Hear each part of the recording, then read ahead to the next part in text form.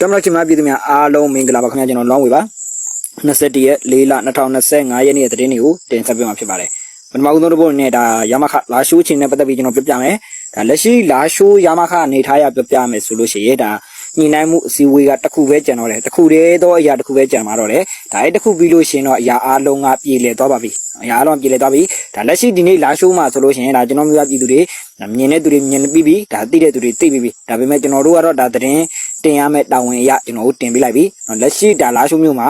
ကိုကန့်အလံနဲ့ပတ်သက်လို့ညီသည့်နေရာမှာမရှိတော့ပါဘူးညီသည့်နေရာမှာကိုကန့်အလံနဲ့ပတ်သက်လို့မရှိတော့ပါဘူးဒီနေ့မနက်ပဲအားလုံးကိုဖြုတ်သိမ်းလိုက်ပါပြီဒါလက်ရှိဒါနိုင်ငံတော်အလံတွေကိုပဲဒါလာရှိုးမျိုးတစ်မျိုးလုံးကိုလွှင့်ထူပြီးပါပြီဒါနဲ့ပတ်သက်ပြီးတော့ဒါတစ်ဖက်မီဒီယာတွေအနေနဲ့နော်တစ်ဖက်မီဒီယာအနေနဲ့ဒါသတင်းတုသတင်းမှားတွေပါလို့အခုချိန်ဒီပြောနေတော့ဒီကောင်းနေမှာတော်တော်ဆောက်ရှက်မဲတဲ့ကောင်းနေနော်တော်တော်ဆောက်ရှက်မဲတဲ့ကောင်းနေအခုချိန်ဒီလာရှိုးမျိုးကဒါကိုကန့်ရဲ့ထိချုံအောက်မှာပဲရှိသေးတယ်တို့ဘာဖြစ်တယ်ညာဖြစ်တယ်တို့နော်လောင်နေကြတော့အဲ့တော့လောင်နေကြတဲ့ဖွဲ့တွေကိုပြောလိုက်မယ်လက်ရှိဒါလာရှိုးမျိုးကမြင်တဲ့သူတွေမြင်သွားပြီသိတဲ့သူတွေသိပြီးပြီဒါလာရှိုးမျိုးနေပြည်သူတွေဆိုလည်းသိပြီးပြီဒါလက်ရှိလာရှိုးမျိုးမှာကိုကန့်အလံနဲ့ပတ်သက်လို့ညီသည့်နေရာမှာမရှိတော့ပါဘူးဒါနိုင်ငံတော်အလံတွေပဲအကုန်နှုတ်ထုတ်လိုက်ပါပြီဒါနဲ့ပတ်သက်ပြီးတော့ဒါလာရှိုးမျိုးကနိုင်ငံတော်ရဲ့အုပ်ချုပ်မှုအောက်မှာရောက်လာပါပြီနိုင်ငံတော်ရဲ့ဒါအုပ်ချုပ်မှုရန်နေအားလဲပတ်မှုတွေနဲ့တူဒါပြန်လဲစားတဲ့မှုတွေလုပ်ပါမယ်အဲ့တော့လာရှိုးမျိုးကိုရားလိုက်ပြီဆိုလို့နော်ဒါအရန်ကြီးတော့ပျော်နေရမယ့်အခန်းကဏ္ဍတွေတော့မပါဘူးရနော်အရန်ကြီးပြောမယ့်အခန်းကဏ္ဍတွေမှာတော့မပါသေးဘူးဒါပေမဲ့နောက်ထပ်ညှိနှိုင်းမှုတွေလည်းတောက်လျှောက်လုပ်နေတယ်လာရှိုးမျိုးကတော့ဒါလက်ရှိဒါ18ရက်နေ့ပါနော်18ရက်နေ့လေ12နာရီတိတိမှာဒါနိုင်ငံတော်လက်ထဲကိုပြန်အပ်တယ်ဒါကိုကန့်တွေကိုလည်းဒါ20ရက်နေ့နောက်ဆုံးထားပြီးတော့ထွက်ခွာရမယ်ဆိုပြီးတော့ပြောထားပြီးသားဖြစ်ပါတယ်ဒါနဲ့ပတ်သက်ပြီးနောက်ထပ်ဒါစစ်သုံးပန်းနေအချိန်နေနဲ့ဆိုလို့ရှိရင်ဒါတခြားဒီလောက်ကိုင်းတို့ချင်းရွှေဝေါ်တို့မုံကိုတို့စားတဲ့ဘတ်တွေကပေါ့နော်စားတဲ့ဘတ်တွေကနေဒါဒီနေ့မနက်8နာရီမှာဒါကိုကန့်ကဒီလာရှိုးမျိုးတွေကိုစစ်သုံးပန်းနေပြန်သွန်းလာတာရှိတယ်ဒါပေမဲ့ဘယ်နေရာကိုထားတာလဲဆိုတာတော့ကျွန်တော်တို့တွေဒါတိကျတော့ဂဂနနနေရာတိကျတော့မသိရသေးဘူးသိရရင်လည်းကျွန်တော်မျိုးပြည်သူတွေကိုပြန်ပြောပေးမယ်ဒါပြီးလို့ရှိရင်ဒီသုံးပန်းနဲ့ပတ်သက်ပြီးတော့ဒါညှိနှိုင်းဆွေးနွေးမှုတွေလုပ်နေရလေးတွေရှိတယ်ဒါကိုလည်းအချိန်ကြီးကတော့ရန်တော့ကောင်းလားဆိုတော့လေအရန်ကြီးတော့မကောင်းသေးဘူးဒါပေမဲ့ဟို50ဝန်းကျင်ပြည့်50-40ပေါ့နော်60-40ဝန်းကျင်နဲ့မှလည်းရှိပါတယ်အချိန်ကြီးကကောင်းပါတယ်မိသားစုတွေဝိကွာနေရတဲ့မိသားစုတွေအားလုံးမကြခင်ဒီယာမခလာရှိုးကစစ်သုံးပိုင်းနဲ့ပတ်သက်လို့အားလုံးပြန်လည်ဆုံတွေ့ရမယ်လို့ကျွန်တော်မျှော်လင့်ထားပါတယ်ဒ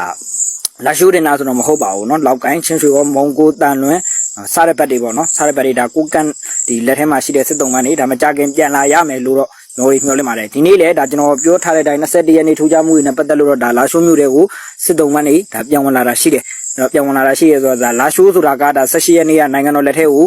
အပ်ပြီးသွားပြီဖြစ်တဲ့အတွက်လာရှိုးမျိုးတွေကိုဒါစစ်သုံးပိုင်းတွေလာပို့တယ်ဆိုတော့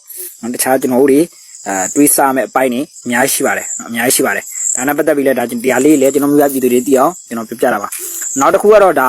တမတော်ကဒီအောက်ခြေမှာတင်ဖျဲသီးရှိနေရမဟုတ်ဘူးเนาะအောက်ခြေမှာတင်ဖျဲသီးရှိနေမှာအပေါ်ပိုင်းတွေပါဖျဲသီးရှိရเนาะအပေါ်ပိုင်းတွေမှာဖျဲသီးရှိရ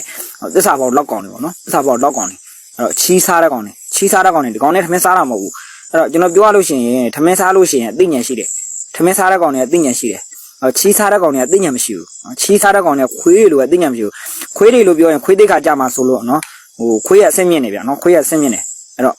့လူတွေရဲ့အသက်ကိုယ်တော်ကဲတာဖြစ်တဲ့အတွက်ခွေးတွေကအဆင့်မြင့်နေအဲ့တော့ချီးစားတာဘယ်လိုကောင်တွေစားရလဲဆိုတော့ NUG တို့เนาะအကျန်းဘက် PDF တို့เนาะအဲ့လက်နက်ကိုင်တော်တော်များများပေါ့เนาะဒါတွေကချီးစားတဲ့ကောင်တွေပါပြီးရင်အများဆုံးအဆိုးဆုံးကတော့ဒါ NUG နဲ့အကျန်းဘက် PDF တွေရဲ့ဒါအပေါင်းပါတတိုင်းနဲ့เนาะအဲ့ဒေါ်စုစပတ်စားတွေเนาะဒေါ်စုစပတ်ရက်တွေနော်အဲ့ကောင်တွေပဲဒါချီးစားနေရပါနော်ချီးစားပြီးအုံနောက်ညံမရှိလို့လေဒါလက်နက်နဲ့ဖြည့်ရှင်းတာဖြစ်ပါတယ်နော်လက်နက်နဲ့ဖြည့်ရှင်းတာဖြစ်ပါတယ်အရာတစ်ခုကလက်နက်နဲ့ဖြည့်ရှင်းလို့မရဘူးနော်လက်နက်နဲ့ဖြည့်ရှင်းလို့ပြီးသွားမယ့်အရာမဟုတ်ဘူးဒါဘောပင်နဲ့ဖြည့်ရှင်းလို့ပြီးသွားတဲ့အရာတွေလည်းအများကြီးရှိတယ်နော်ဒါအစောကြီးတွေကဒါဗိုလ်ချုပ်မှုကြီးမင်းအောင်လှိုင်အနေနဲ့ဒီစစ်ကိုဒီလိုမဖြစ်စေချင်လို့ဒီလိုတွေမပေါ်လာစေချင်လို့ဒီရွေးကောက်ပွဲနဲ့ပတ်သက်ပြီးတော့ဒါမဲမတမာမှုတွေရှိတယ်မဲမတမာမှုတွေရှိနေတယ်အဲ့တော့လာဖြည့်ရှင်းဖြည့်ရှင်းပြီးလို့ဒါနိုင်နေမှန်ကန်တယ်ဟိုတိကျမှုရှိတယ်ဆိုလို့ရှိရင်ဒီသူတို့ပဲဆက်လက်အုပ်ချုပ်သူတို့ပဲဆက်လက်ကြီးစိုးဖို့ဟိုပေးထားပြီးသားဒါကိုသူတို့အနေနဲ့ဒါဟိုဗာမင်းမတာမှမှုဆိုတာဘာမှမဟုတ်ဘူးဒါသူတို့ကိုတက်စော်ကားတာတို့ဘာတို့လုပ်ပြီးတော့ဒါလွတ်တော်ခေါ်လို့ဟိုတမတော်ကာကွယ်ဦးစီးချုပ်ကအာဏာကိုမထိန်းချင်မဲနဲ့ထိန်းပြလိုက်ရတာပေါ့မထိန်းချင်မဲထိန်းလိုက်ရတာအဲ့ကလေးကဒါဘောပင်နဲ့ဖြည့်ရှင်းခဲ့မယ်ဆိုရင်အခုလိုလက်နက်နဲ့ဖြည့်ရှင်းတဲ့အကြောင်းကြီးဘာတစ်ခုမှဖြစ်ပေါ်လာမှာမဟုတ်ပါဘူးသူတို့ကဒါဘောပင်နဲ့မဖြည့်ရှင်းခဲ့လို့ လက်နက်နဲ့ဖြည့်ရှင်းနေရတာပါဖြည့်ရှင်းနေရနောက်တစ်ခုကဒါဒေါအောင်ဆန်းစုကြည်အနေနဲ့ဒါသူ့ကိုသွားဖမ်းတဲ့အချိန်မှာဒါသူ့ရဲ့ဖုန်းကိုဒါအစစ်ဆေးမခံမင်းနဲ့ဘာလို့ထုခွဲချိပစ်လိုက်တာလဲဒါတွေကလည်းကျွန်တော်တို့စဉ်းစားရမယ့်အချက်တွေထဲမှာပါပါတယ်နော်အများသောတော့သူဒီလက်စားမှုနဲ့ပတ်သက်ပြီးတော့ဖြစ်တာတွေလည်းပါတယ်ဒါမဲမပါမှုတွေလည်းပါတယ်ဒါကြောင့်မလို့ဒါတွေကိုဖြည့်ရှင်းမှုခေါ်တဲ့အချိန်မှာဘောဘယ်နဲ့မဖြည့်ရှင်းမနဲ့ဒါသူတို့အနေနဲ့ဒါချီးစားပြီးတော့အုံနောက်ညာမရှိလို့လက်နက်နဲ့ဖြည့်ရှင်းလို့လက်ရှိမဖြစ်တဲ့အရာတွေဖြစ်ခဲ့ကြတယ်ဒါရွာတွေပျက်စီးတယ်မျိုးတွေပျက်စီးတယ်နော်ဒါပြည်သူတွေဒုက္ခရောက်တယ်ပြည်သူတွေဒုက္ခရောက်တယ်ဒါလက်နက်နဲ့ဖြည့်ရှင်းရတဲ့အကျိုးကျေးဇူးပါနော်နောက်ဆုံးရလက်ကဘာမှမရှိဘူးလူတွေသေတယ်တအဝိတ်ကြီးပျက်စီးတယ်နော်ပြီးရရွာတွေပြက်တယ်မျိုးတွေပြက်တယ်ဒါကလုံးဝကောင်းတဲ့ရလက်တော့မဟုတ်ဘူးလက်ရှိဒါကော့ကရိတ်ချင်းနေဆိုရင်လည်းဒါကော့ကရိတ်မှာဆိုလို့ရှိရင်လည်းဒါဂျမ်ဘတ် KNU နဲ့ဒါဂျမ်ဘတ် PDF တွေအနေနဲ့ဒါကော့ကရိတ်ကိုကြီးစိုးခြင်းတဲ့အတွက်လက်ရှိဒါဝင်ရောက်တိုက်ခိုက်နှောက်ယှက်ဖျက်ဆီးနေရရှိတယ်ဖျက်ဆီးနေရရှိတယ်အဲ့အတွက်တစ်ဖက်ကလည်းဒီကော့ကရိတ်ကိုလက်နက်ကြီးနဲ့ပစ်တယ်တက်ကလည်းဒါလက်နက်ကြီးနဲ့လေချောင်းနဲ့ပြန်ပစ်ခတ်တိုက်ခိုက်တယ်အဲ့ဒါနဲ့ပတ်သက်ပြီးတော့ဒါလက်ရှိမျိုးကအရင်ကြီးမပြတ်စီးပေမဲ့နောက်ဆုံးအထိနာနေတာတော့မျိုးကတော့အထိနာနေတာပါနော်ဒါတော့ဆက်ဆက်ပြီးပြတာပေါ့နော်ဆွမ်းနာစကားပြန်ဆက်ရမယ်ဆိုလို့ရှိရင်တက်မတော်မှာဖျဲသီးတွေရှိတယ်ဘာလို့ဖျဲသီးတွေရှိတာလဲဆိုတော့ဒါဒီကာဆာရမှုပေါ့နော်ဒါဒုတိယဗိုလ်ချုပ်ကြီးကိုကိုဦးခီးစဉ်ကဒါပေါက်လို့ရတဲ့အရာတွေမှမဟုတ်တာသတင်းပေါက်လို့ရတဲ့အရာတွေမဟုတ်ဘူးလေကျွန်တော်ပြောတာဟုတ်လားလက်ရှိဒါအကြမ်းဖက်ပြီးဖြတ်ပြီးဝေယံပြေးခွက်ခေါက်တောင်းသားတွေအနေနဲ့ဒါလက်ရှိဒါဗိုလ်ချုပ်ကြီးကိုဦးသွားမဲ့ခီးလမ်းကြောင်းလမ်းခီးစဉ်တွေအားလုံးကိုသူတို့အနေနဲ့ဘယ်ကနေဘလို့သွားမယ်ဘယ်လမ်းကြောင်းနဲ့ဘလို့ဝင်မယ်ဘယ်ကနေဘလို့တိုးမယ်ဆိုပြီးသူတို့တွေတင်နေရတယ်တွေ့တယ်ဒါကဒီသတင်းတွေကဘယ်ရလဲအဲ့တော့အောက်ခြေကတော့မသိနိုင်ဘူးဗျာနော်အောက်ခြေကတော့မသိနိုင်ဘူးခင်ဗျားအထက်မှာပဲဖျဲသီးတွေရှိနေတာအဲ့တော့ဘာပဲဖြစ်ဖြစ်ဖျဲသီးပဲဖြစ်ဖြစ်လောက်ကောင်ပဲဖြစ်ဖြစ်နော်တမတော်သားဖြစ်တဲ့အတွက်နော်ကိုယ်အထက်ရရှိပေါ့ဒါသစ္စာစောင့်သိရမယ်ဆိုရက်အချက်တွေပါပြီးသားဖြစ်တဲ့အတွက်သစ္စာစောင့်သိမှုတော့လိုတယ်ဗျနော်သစ္စာစောင့်သိမှုတော့လိုတယ်သိကြတာတခုကတော့အခြားဆင့်တော်တော်များများကအခြားဆင့်စစ်တီပေါ့နော်အခြားဆင့်စစ်တီတော်တော်များများကသစ္စာစောင့်သိမှုတွေလုပ်တယ်ခင်ဗျားတို့အထက်ပိုင်းတွေပဲခင်ဗျားတို့ဖျဲသီးလုပ်နေကြတာများတယ်အဲအကြောင်းမလို့လေဒီကို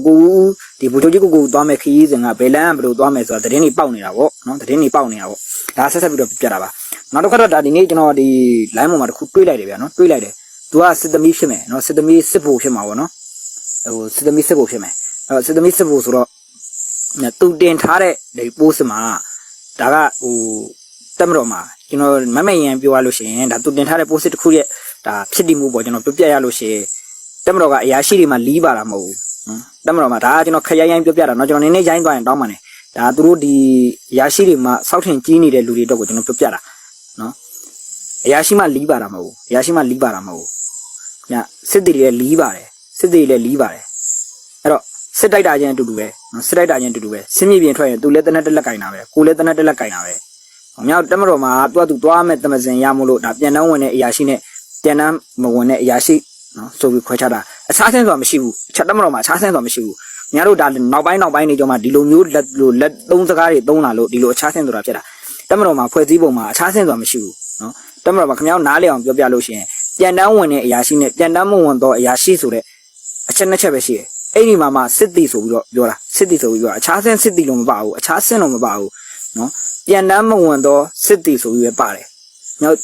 တက်မတော်ကစာအုပ်တွေထဲမှာတေချာလေ့လာကြည့်နိုင်ငံတကာကလက်သုံးစကားတွေမှာတေချာကြည့်လိုက်တက်မတော်မှာအခြားဆင်းစစ်တီဆိုတာမရှိဘူးအဲ့တော့ဒီအခြားဆင်းစစ်တီတွေအနေနဲ့ကလည်းနော်ကိုယ်အခြားဆင်းလို့ခေါ်ခံရလို့တော့ရန်ကြီးအားငယ်မသွားနဲ့ဒါကလက်တလောဒီခုခေတ်နောက်ပိုင်းတွေမှာသုံးလာတဲ့စကားကြောင့်ဖြစ်တယ်တက်မတော်မှာကပြန်တန်းဝင်တော့အရာရှိနဲ့ပြန်တန်းမဝင်တော့အရာရှိပဲရှိပါတယ်နော်အဲ့ဒါကိုအရာရှိမှလက်တင်လေးပြုမယ်လို့ဘာလို့ပြောတာတော်တော့စိတ်မကောင်းဘူးဗျာနော်အဲ့ဒါလေးတွေမဖြစ်တဲ့အရာလေးတွေပါ